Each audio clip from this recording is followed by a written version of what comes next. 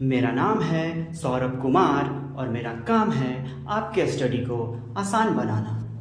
देखिए, आज हम लोग शुरू करने जा रहे हैं एपी। एपी है एक मैथ का चैप्टर जिसका फुल फॉर्म होता है अरिथमेटिक प्रोग्रेशन। लेकिन अरिथमेटिक प्रोग्रेशन को शुरू करने से पहले एक बात समझ लीजिए कि सीक्वेंस क्या होता है। समझ गया ना? सीक्वेंस क्या होता है? तो देखिए, कुछ नंबर्स आपको रहेगा जो कि लिखा हुआ रहेगा नंबर्स, और इन नंबर्स में आपको एक कॉमन चीज दिखेगा कि एक डिफिनिट रूल के साथ ही ये नंबर आगे बढ़ता है। कुछ ऐसा रूल होगा उसमें, उस डिफिनिट पैटर्न के हिसाब से ही वो नंबर जो है आगे बढ़ता चला जाएगा। समझ गए? ऐसा नहीं कि कुछ नंबर दे दिया और कुछ बढ़ते गया, ऐसा कुछ नहीं। सीक्वेंस का मतलब होता है, जैसे देखिए वो बात बताइए, और स्कूल में तुम लोग प्रेयर खातिर लाइन लगता है ना हो, तो टीचर सब क्या बोलता है कि एक सीक्वेंस में लाइन लगो, मतलब कि पहले छोटा, फिर उससे हाइट वाला बड़ा, फिर उससे बड़ा, फिर उससे बड़ा। ऐसा थोड़ी होता है कि पहले छोटका के लगा दिया, फिर बीचों में खूब लंबा लंबा घुसा दिया और फिर होकर पीछे लगा दिया छोटका का। ऐसा होता है क्या? नहीं। सीक्वेंस में कहा जाता है कि हाइट के अकॉर्डिंग जो है लाइन लगना अपना शुरू कीजिए, यही ना होता है। वही बता रहा है सीक्वेंस। यहाँ लिखा भी हुआ है कि कुछ नंबर्स जो हैं एक डेफिनेट ऑर्डर में अरेंज रहते हैं, लेकिन एगो डेफिनेट रूल के तहत। रूल क्या है? देखिए, अभी हम एगो एग्जांपल लिए हैं, यहाँ पे 2 है, 4 है, 6 है, 8 है, 10 है। आपको नहीं समझ में आ रहा है कि हर एक 2 के गैप पे नंबर आगे बढ़ रहा है? 2 से 4 कितना ज्यादा है? 2 ज्यादा है। फिर 4 से 6 कितना ज्यादा है? 2 ज्यादा है। फिर 6 से 8 2, फिर 10 से, अच्छा ये बताइए, अगला टर्म हम आपसे पूछेंगे तो क्या बोलिएगा? 12 बोलिएगा।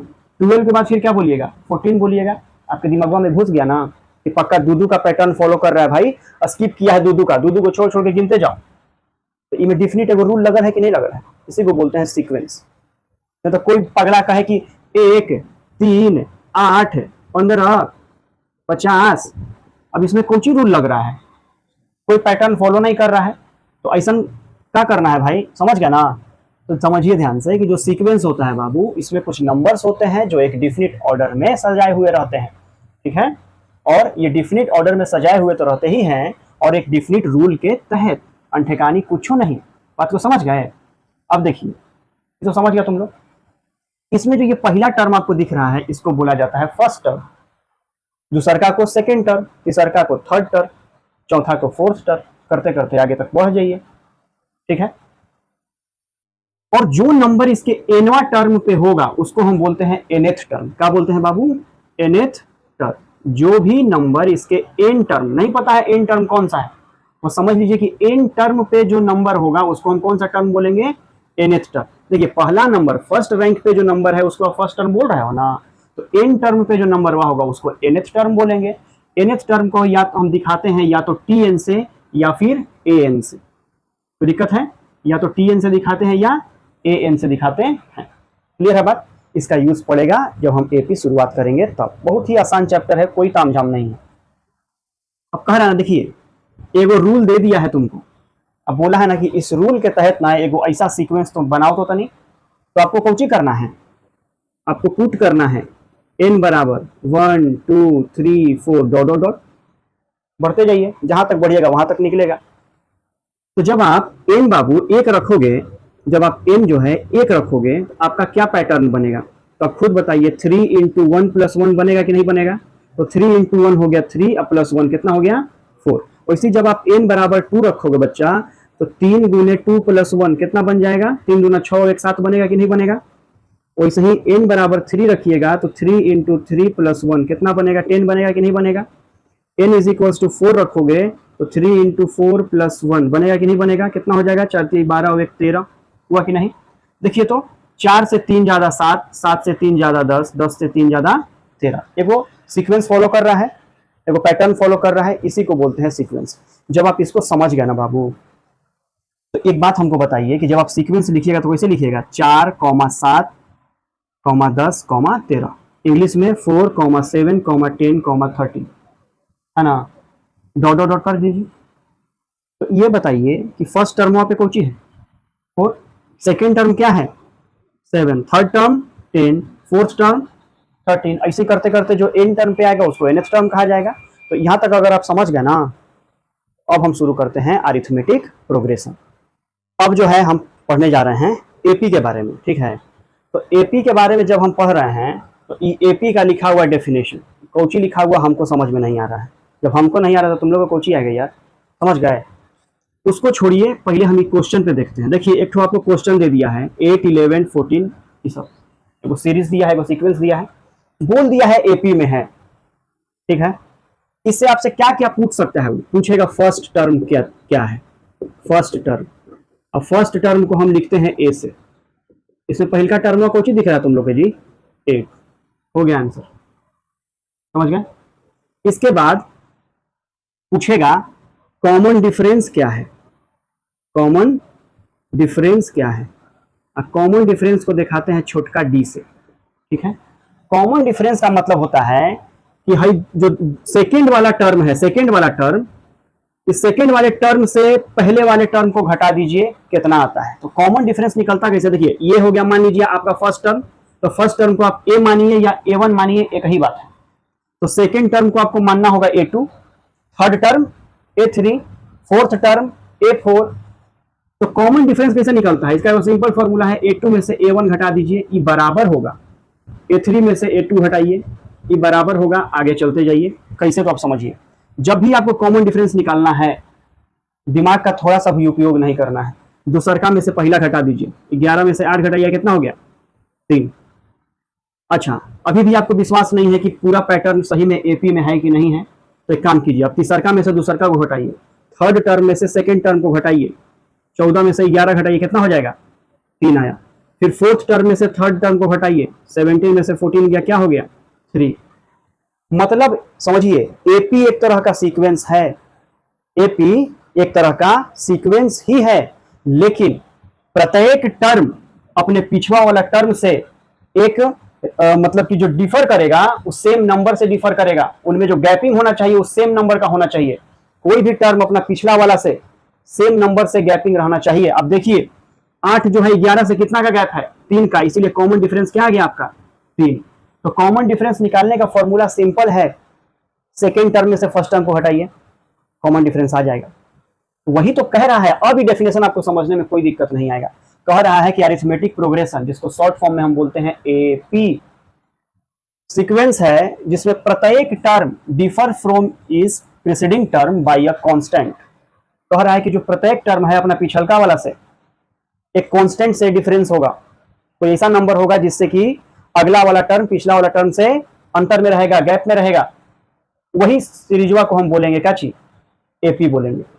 अब यही देख लीजिए सवाल, इसमें बताइए, आपको बोला है कि एपी में है, तो एपी में है तो फर्स्ट टर्म कितना हो गया 8, कॉमन डिफरेंस निकालने का क्या फॉर्मूला हो गया, सेकंड में से फर्स्ट घटा लीजिए या थर्ड में से सेकंड घटा लीजिए, हमेशा कॉमन डिफरेंस बराबर ही आएगा, ठीक है।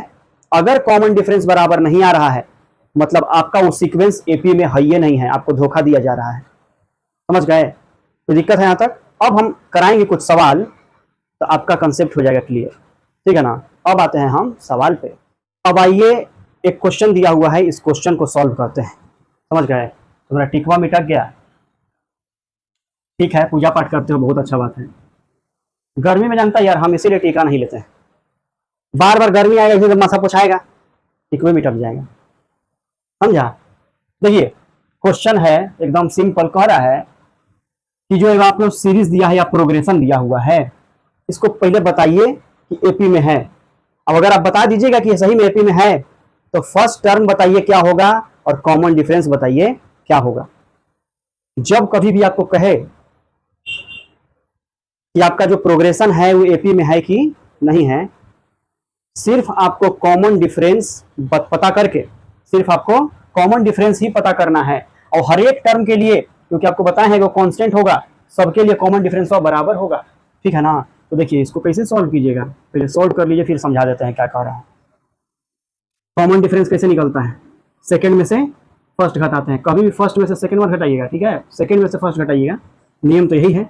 6 - 11 क्या बराबर होगा 1 - 6 के, क्या बराबर होगा -4 - 1 के, क्यों। अच्छा समझिए, ये हो चौथा टर्म हो गया ना, ये इसमें से इसको घटाइएगा ना, तो -9 में से घटाना है -4।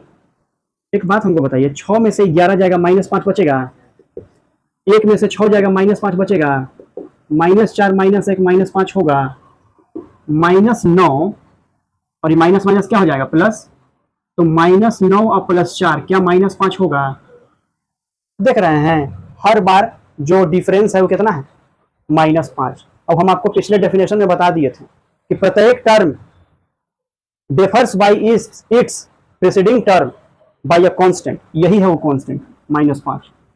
सब जो है कोई जो भी टर्म है, ये वाला टर्म इससे -5 का गैपिंग पे है, ये वाला टर्म इससे -5 के डिफरेंस पे है या गैपिंग पे है। जब यही डिफरेंस सेम हो जाता है, वो वाला सीरीज आपका एपी हो जाता है। समझ गए ना बात, वो वाला सीरीज आपका एपी हो जाता है। तो बताइए क्या ये एपी में है? तो हाँ, this progression is in AP, ये लिख दीजिएगा।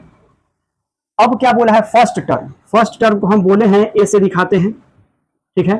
तो फर्स्ट टर्म इसका कौन सी है बाबू, 11 है, लिख दिया। Common difference, common difference second term में से फर्स्ट टर्म घटाइए, और ऑलरेडी आप घटा के पता कर ही चुका है, तो कॉमन डिफरेंस को छोटका डी से दिखाते हैं, और कॉमन डिफरेंस हो गया -5, हो गया बाबू आंसर। अब ये क्वेश्चन जो है, ये क्वेश्चन है आप लोग के लिए, ये क्वेश्चन को आप लोग सॉल्व कीजिए, है ना। 2 तो क्वेश्चन है हम लोग के सामने, अब समझ गए। एक तो सवाल ये है, एगो वो है, कह रहा है कि √7, √28, √63। पहले तो बताइए कि क्या ये एपी में है। अब अगर एपी में है तो फर्स्ट टर्म और कॉमन डिफरेंस बता दीजिए, जैसे कि पिछला सवाल में तुम लोग किया है अभी। तो आपके पास जो दिया हुआ है सीरीज, वो है जो हम लिख रहे हैं, यही है। आपको समझ में नहीं आ रहा है कि इसको हम घटाएंगे कैसे, ठीक है। तो देखिए इसके लिए करना क्या है कि यहाँ √7 दिख रहा है आपको, क्या √28 को या √28 को 4 × 7 लिख सकते हो, क्या √63 को 9 × 7 लिख सकते हो। इसी तरीके से आगे सीरीज चलता जाएगा। आपको क्या दिख रहा है, यहाँ दिख रहा है √7, 4 का स्क्वायर रूट कितना होता है 2, तो 2 हो गया बाहर, √7, 9 का कितना होता है स्क्वायर रूट 3, √7, ऐसे चलता जाएगा ये सीरीज। अब तो आपको समझ में आ गया कि यहाँ √7 है, यहाँ 2√7 है, यहाँ 3√7 है। क्लियर है बात। तो कैसे जानिएगा कि ये वाला सीरीज आपका एपी में है, तो पहले पता करेंगे कि क्या सेकेंड टर्म में से फर्स्ट टर्म को घटाने पे वही आ रहा है जो थर्ड टर्म में से सेकेंड टर्म को घटाने पे आएगा। अगर आपका कॉमन डिफरेंस सेम, तो वो वाला सीरीज हो गया आपका एपी। तो देखिए यहाँ पे 2√7 में से √7 घटाइएगा तो आएगा √7, ठीक है। उसी तरीके से 3√7 में से 2√7 घटाइएगा तो आएगा √7। हर बार जो कांस्टेंट बच रहा है घटाने के बाद वो है √7। समझ गए बात। तो इसका मतलब है कि this progression are in AP, यही आपको यहाँ पे एक बार लिख देना है, ठीक है।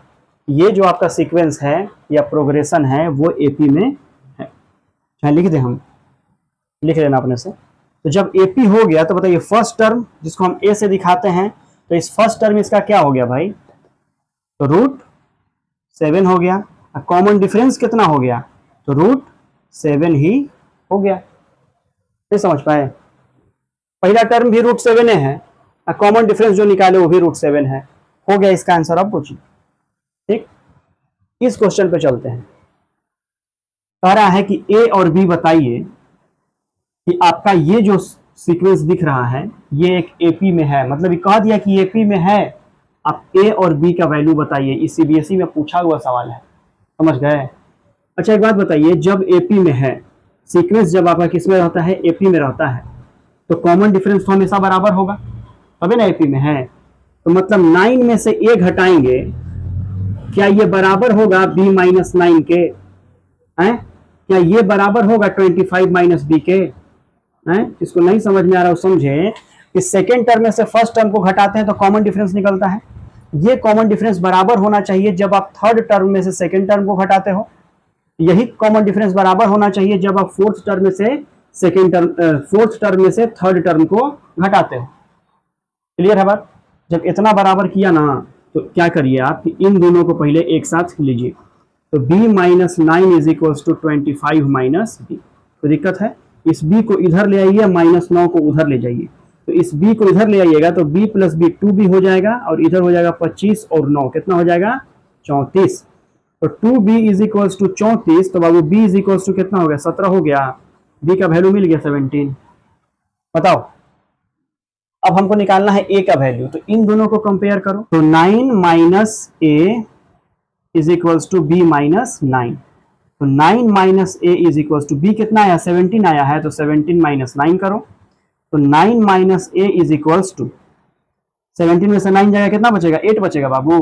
अब यहां बना देते हैं, तो आया 9 minus a is equals to 8, a को उधर भेजिए 8 को इधर ले आइए, तो a इज इक्वल्स टू हो जाएगा 9 minus 8, a is equals to हो गया 1। मतलब आपका अंत में जो वैल्यू आया है a बराबर 1 आया है और b इज इक्वल्स टू 17 आया है। समझ गए? देख रहे हो कितना आसान सवाल है। इसका स्क्रीनशॉट ले लीजिए, हमको उम्मीद है समझ में आ गया होगा। अब आइए समझते हैं कि जो एपी का फॉर्मूला होता है, एपी का जो जनरल टर्म होता है वो क्या होता है। मान लीजिए कोई एपी दिया हुआ है, उस एपी का जो फर्स्ट टर्म है वो है ए। क्या है? ए है। फर्स्ट टर्म ए से दिखाते हैं, ए है। उनका कॉमन डिफरेंस जो है वो है डी, ठीक है ना। तो nth टर्म को दिखाने का हम बताए थे या तो tn से दिखाइए या an से दिखाइए।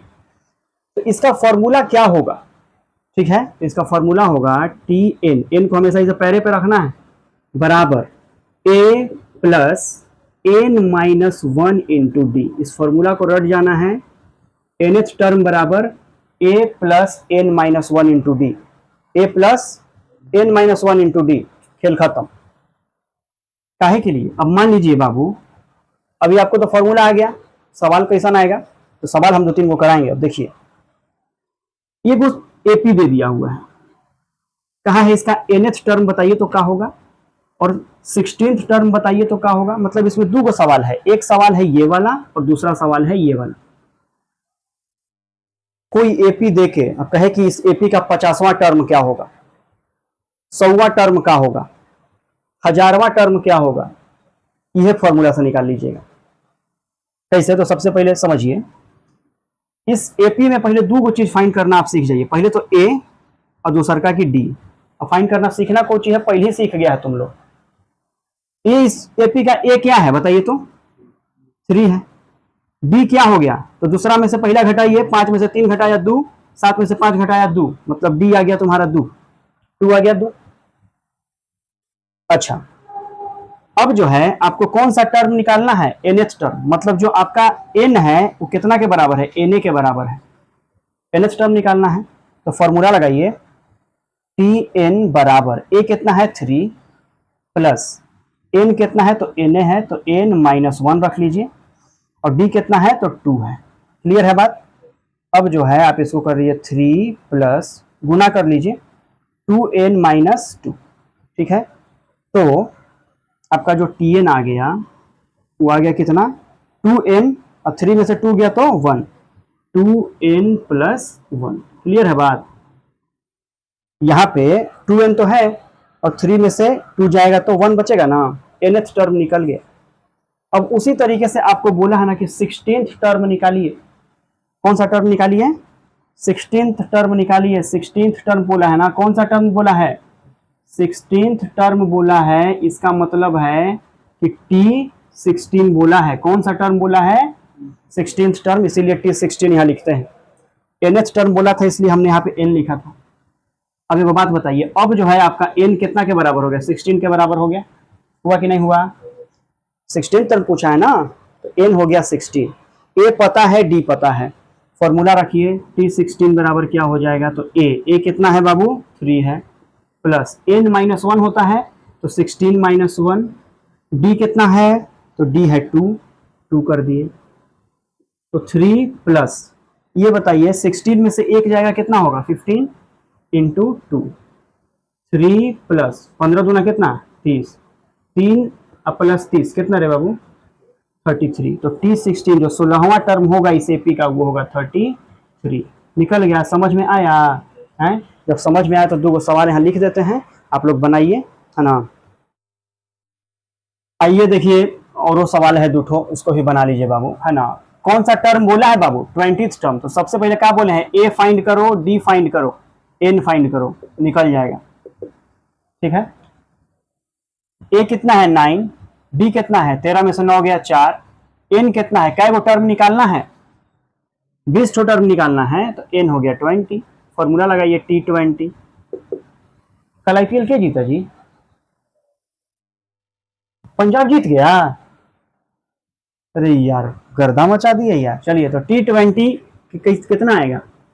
तो A plus N minus 1 into D, तो 9 प्लस 20 में से 1 गया 19, 19 गुने 4, 9 प्लस 19 इंटू 4 76 हो गया 85। इसका मतलब है कि आपका जो T20 का आंसर आया है वो आया है 85। हो गया आंसर। कितना आसान था। इसमें भी आ जाइए भाई। 9th टर्म पूछा है, ए फाइंड कीजिए, डी फाइंड कीजिए, एन फाइंड कीजिए, तब ना निकालिएगा Tn। बताइए, और Tn में भी कितना निकालना है? 9वां टर्म निकालना है ना, तो T9 निकालना है बाबू। ए कितना है 3/4, डी कितना है तो 5/4 में से 3/4 घटा लो जी, कितना हो जाएगा 4, 5 में से 3 जाएगा 2/4, 1/2। ठीक है, कट करके 2 एकम 2, 2 दूनी 4, तो डी हो गया 1/2। एन कितना है तो 9 है, तो लगाइए T9 का formula, A plus N minus 1 into D. Clear है बात? तो 3/4 प्लस 9 में से 1 गया 8 गुने 1/2, और ये 2 से 8 कै बार में? 4 बार में खत्म। ओके, 3/4 प्लस 4 है ना। आप लोग का आया होगा जोड़ने के बाद, ये हो गया 4, ये होगा 3, ये हो गया 16, मतलब 19/4। और अगर किसी का आ रहा है मिक्स फ्रैक्शन में 4 चौके 16 और 3 19, तो ये भी सही है। इसका मतलब कि जो आपका यहाँ पे लिख दे रहे हैं अंत में, यहाँ लिख देते हैं, जो आपका T9 आया है वो कितना आया है 4.3/4, मतलब 4 होल 3/4। यही आया है आपका आंसर। समझ गए? तो आज का लेक्चर यही खत्म कर रहे हैं, लेकिन जो नेक्स्ट वीडियो में हम आएंगे उसमें कम से कम 10-15 क्वेश्चन अलग अलग तरीके का लाएंगे। ठीक है ना? तो मिलते हैं फिर अगले क्लास में।